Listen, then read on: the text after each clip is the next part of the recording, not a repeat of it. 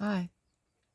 Her i januar, så er der mange, der snakker om alkohol, det er sundt, eller om det kun er usundt.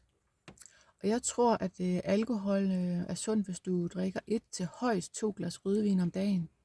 Det beskytter simpelthen hjertet, det beskytter karrene, og det beskytter imod overforkalkning. Samtidig har det en afslappende effekt, så hvis man drikker det om aftenen, som jeg anbefaler, så sover man godt på det. Selvfølgelig så kan man ikke gå hen og sige, at folk, der ikke drikker alkohol, altså folk, der ikke drikker rødvin, de skal begynde på det, fordi der er en sundhedseffekt. Men på den anden måde, så kan man heller ikke sige, at folk, der allerede nyder 1 til 2 glas rødvin, at de skal stoppe med det. Der er simpelthen ikke beviser nok til, at man kan sige, at det er usundt. Da jeg havde min klinik, der lagde jeg mærke til kvinder, som drak 1 glas rødvin om dagen.